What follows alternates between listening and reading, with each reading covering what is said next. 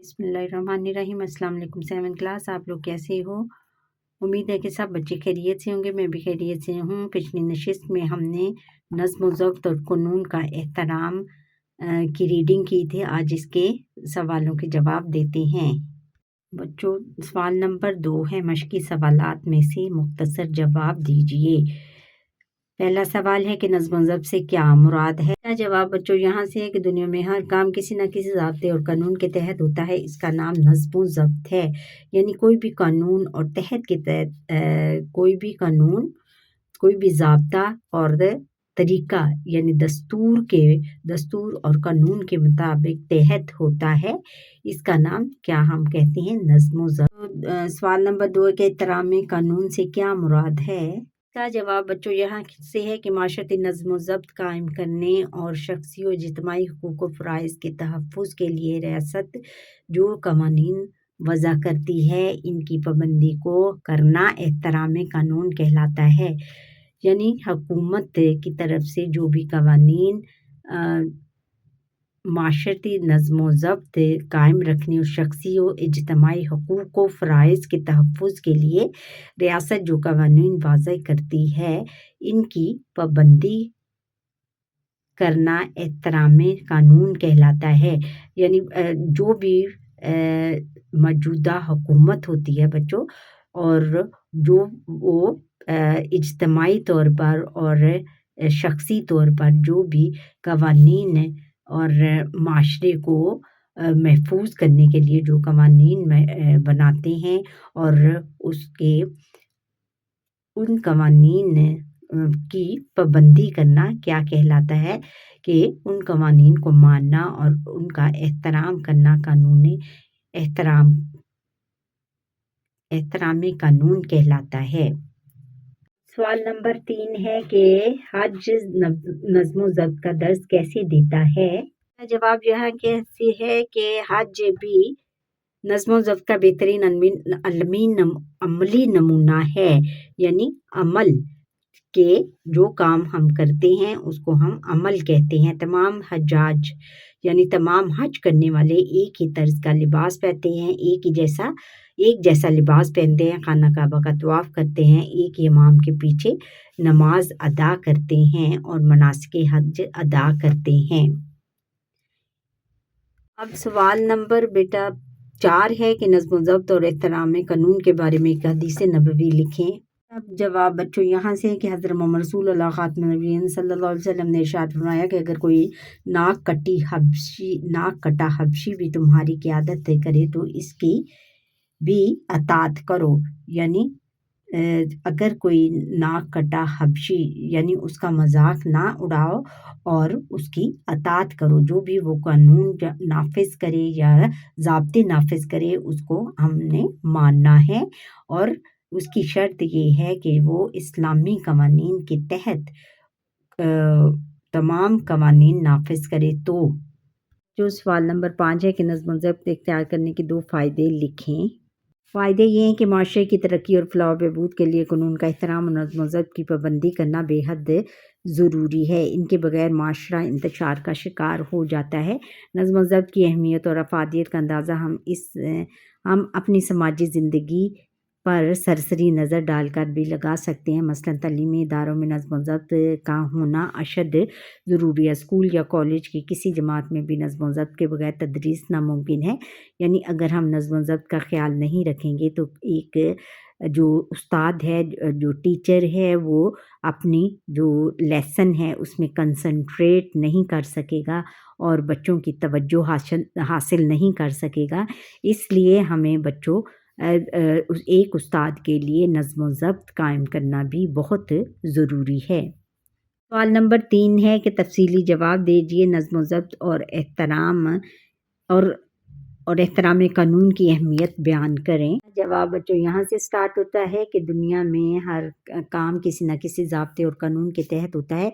इसी का नाम नज़्म व ज़ब्त है। रोज़मर्रा ज़िंदगी में ज़ाब्ते और अदब का ख्याल करना भी नज़्म व ज़ब्त की पाबंदी कहलाता है। माशरती नज़्म व ज़ब्त कायम करने और शख्सी और इज्तिमाई हुकूक व फ़राइज़ के तहफ़्फ़ुज़ के लिए रियासत व कवानीन وضع ریاست جو ہے جو حکومت ہے وہ قوانین وضع کرتی ہے، قوانین نافذ کرتی ہے اور ان کی پابندی کرنا احترام قانون کہلاتا ہے۔ قانون معاشرے میں نظم و ضبط قائم رکھنے کے لیے بنایا جاتا ہے تاکہ ہر شخص مقررہ حدود کے اندر رہ کر اپنے وسائل سے فائدہ اٹھائے اور ملک کی ترقی کے لیے کام کرے۔ اللہ تعالیٰ نے دنیا میں مختلف پیغمبر اور نبی بھیجے تاکہ انسانوں کو زندگی گزارنے کا بہترین نظام دیا جائے اور انہیں قاعدے اور قوانین کے مطابق زندگی بسر کرنے کا عادی بنایا جائے۔ نظم و ضبط اچھی زندگی گزارنے کی بنیادی شرط ہے۔ اللہ تعالیٰ نے نظم و ضبط کے قیام اور احترام قانون کا حکم قرآن مجید میں دیا۔ ترجمہ: اے ایمان والو، اللہ کی اطاعت کرو اور اس کے رسول خاتم النبیین صلی اللہ علیہ وسلم اور ان کی جو تم میں سے صاحب اقتدار ہیں، یعنی جو حکومت کہ جن کو حکومت کی بھاگ دوڑ دی جائے۔ معاشرتی جرائم، سرکشی، نظم و ضبط کا درہم برہم ہونا، فساد اور بے امنی سب قانون کی خلاف ورزی کا نتیجہ ہیں۔ اللہ تعالیٰ ایسے لوگوں کو پسند نہیں کرتا جو زمین میں فساد پھیلاتے ہیں یا فساد پھیلنے کا ذریعہ بنتے ہیں۔ ارشاد باری تعالیٰ ہے۔ ترجمہ: بے شک اللہ فساد کرنے والوں کو پسند نہیں فرماتا۔ اس میں سے بچوں آپ چاہیں تو اس آیت کا ترجمہ لکھ لیں یا پھر اوپر والی آیت کا ترجمہ لکھیں۔ اچھا، یہ ہے ہمارے لانگ کویسچن نمبر 1 کا جواب، یہاں تک ہے۔ کویسچن نمبر 2 ہے تفصیلی سوالوں میں سے احترام قانون کے بارے میں اسوہ حسنہ سے مثالیں بیان کریں۔ اس کا جواب بچوں یہاں سے ہے۔ اسوہ حسنہ، نبی کریم خاتم النبیین صلی اللہ علیہ وسلم کی تعلیمات کے مطابق قانون کی نظر میں سب برابر ہیں۔ ایک مرتبہ بنو مخرج کی ایک عورت نے چوری کی۔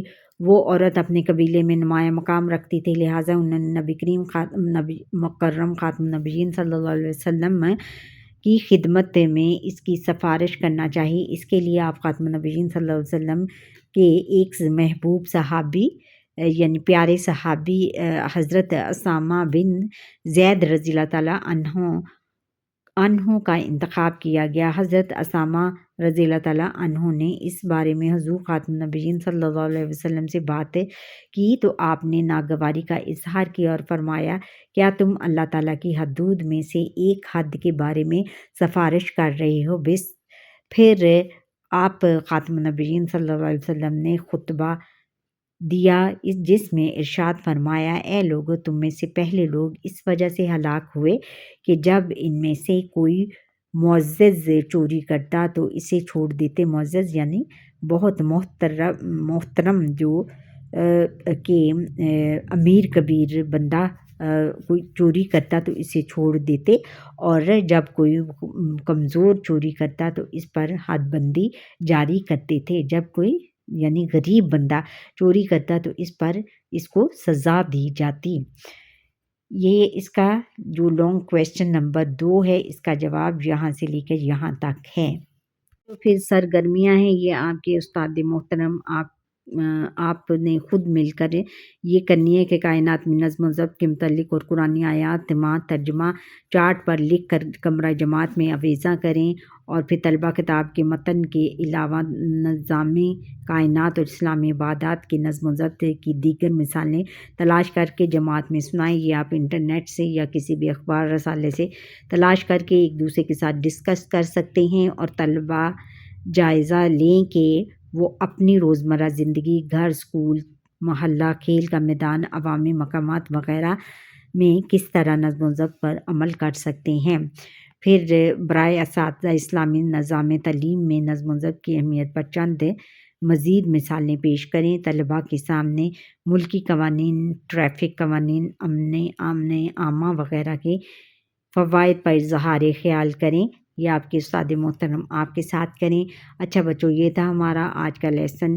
آپ کو یہ لیسن میرا کیسا لگا کمنٹ کریں، بیل آئیکن پر کلک کریں تاکہ ہر آنے والا لیسن میرا آپ تک پہنچ سکے، اور سبسکرائب ضرور کریں، اور میرا پورا لیسن دیکھا کریں اور اس میں جانا کریں کہ کیا کہا ہے۔